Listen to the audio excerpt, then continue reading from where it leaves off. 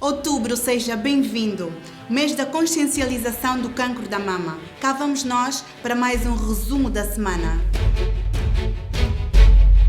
IVA foi introduzido em Angola a 1 de outubro. Angola passou a integrar a 1 de outubro a lista dos países da Comunidade de Desenvolvimento da África Austral, SADC, que cobram um imposto sobre o valor acrescentado, IVA, em substituição do imposto de consumo, iniciando-se no país com uma taxa única de 14%. O IVA será cobrado numa primeira fase a 1.600 empresas registadas na repartição fiscal dos grandes contribuintes e outras que aderirem de forma voluntária ao regime geral. O coordenador do Grupo Técnico de Introdução do IVA informou terem sido já aprovadas 103 aplicações informáticas de empresas nacionais e estrangeiras e autorizadas 15 tipografias para a impressão das faturas e documentos equivalentes. As empresas que optarem pelo regime geral do IVA passam a apresentar uma declaração periódica que será controlada pela Administração Geral Tributária, sendo que a partir de janeiro de 2020 começam a apresentar as faturas por via eletrónica, que passam a ser controladas de forma mais pormenorizada.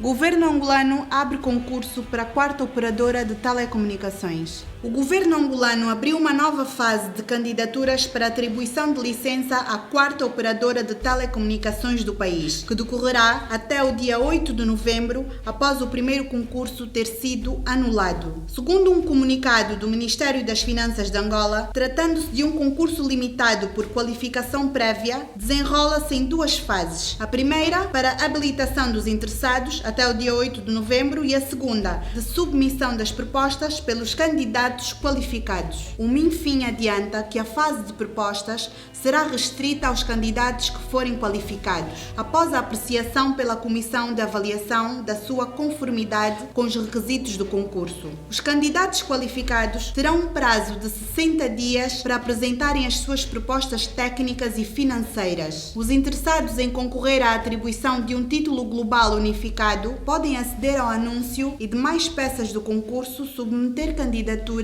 solicitar esclarecimentos e apresentar propostas através do portal de compras públicas www.compraspublicas.minfin.gov.ao. Gestão de João Lourenço infelizmente não trouxe melhorias para Angola, diz UNITA. O presidente do grupo parlamentar da UNITA considerou que a governação de João Lourenço infelizmente não trouxe melhorias em relação ao anterior período e que o combate à corrupção é paliativo. O país tem uma crise sem soluções. A governação de João Lourenço infelizmente não trouxe melhorias em relação ao anterior período. Os vencimentos, mesmo atualizados, não têm grande poder de compra. Como sabem, a cesta básica subiu extraordinariamente de custo, afirmou Adalberto Costa Júnior quando questionado sobre os 2 anos de governação do presidente. Frisou que a situação económica do país tem consequências sobre as famílias, sobre as empresas e que são imensas as falências que são decretadas e, portanto, o elemento que vamos constatando é sério e problemático.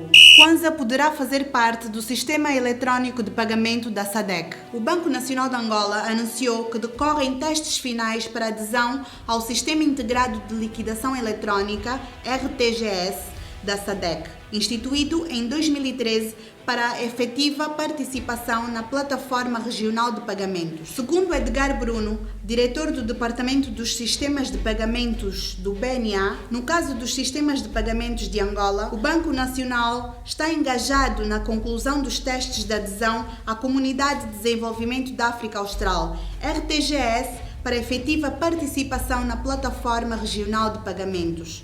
O mesmo salientou ainda que o Banco Central angolano está igualmente a ajustar e reforçar o seu quadro regulamentar com o objetivo de estabelecer modelos adequados de gestão, de supervisão e superintendência.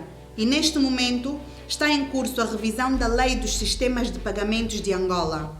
BNA anuncia 500 milhões de dólares para leilões em outubro. O BNA anunciou a previsão de venda de moeda estrangeira ao mercado para outubro, estimando o total de 500 milhões de dólares, ou seja, 458 milhões de euros, com uma disponibilização semanal na ordem dos 125 milhões. O Banco Central angolano sublinha que a previsão é de caráter indicativo e que podem ser feitos ajustes em função da dinâmica do quadro atual da economia nacional e das condições de mercado, de acordo com um comunicado. Ao longo do mês, para efeitos efeitos de venda de divisas sobre a forma de leilão de preços, das quais resultará o apuramento da taxa de câmbio, o montante disponibilizado, o número de participantes, as taxas de câmbio máxima e mínima admitidas, bem como a taxa de câmbio média resultante de cada sessão de venda. E mais um mês se passou, estamos quase na reta final do ano. Se ainda não cumpriu com todos os seus objetivos, atreva-se a cumprir o mais fácil. Faça parte do nosso clube privado do WhatsApp e siga-nos nas redes sociais. A informação e a motivação ficam por nossa parte.